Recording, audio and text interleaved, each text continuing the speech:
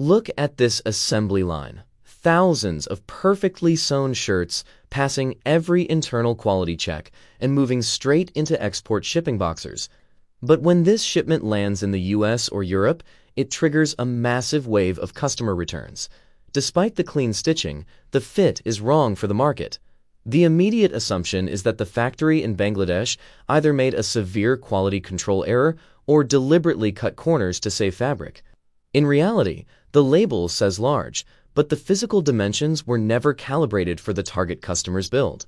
This is the size label trap, trusting a letter to communicate a measurement.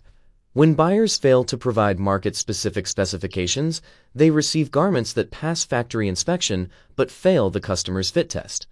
Asian and Western sizing systems use distinct demographic data. Left is a Japanese Uniqlo large, right is a US Gap large. Overlapping them makes the discrepancy clear. There's an 8 to 10 centimeter gap in the chest measurement alone. This gap is an intentional design choice. Asian markets build patterns for smaller frames, utilizing different shoulder-to-torso ratios and shorter sleeve proportions. US and EU sizing standards account for different hyperage heights and builds, requiring significantly larger default patterns to meet local expectations. Unless you explicitly replace that letter label with absolute centimeter measurements, you are gambling your production capital on a foreign biometric default. To prevent these returns, you have to engineer a market-ready size chart, starting directly from your target customer's actual body measurements. This wireframe represents a US men's medium. The typical chest measurement is 96 to 101 centimeters. Ease is the mathematical difference between body measurement and the finished garment. Adding room for comfort gives a final outer chest of 108 to 112 centimeters.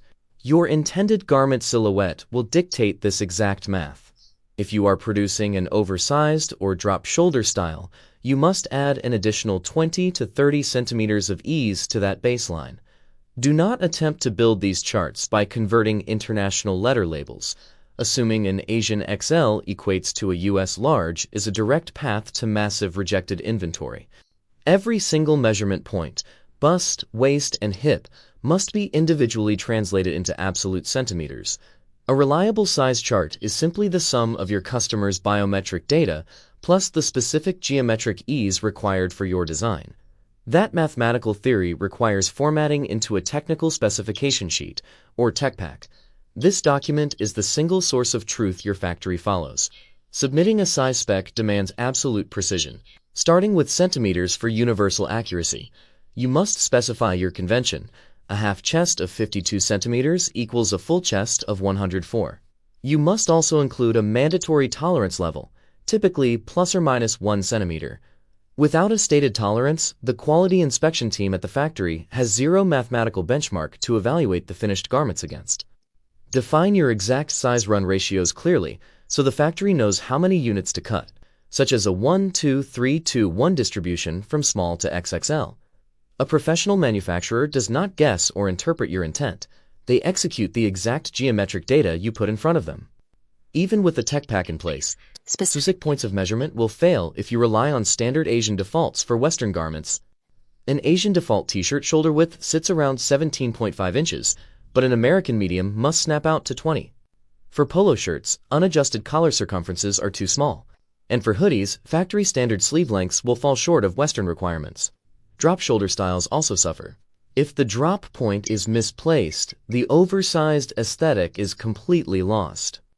Moving to bottoms, terry trousers produced to standard Asian specs consistently lack sufficient ease in the waist and hips for Western demographics.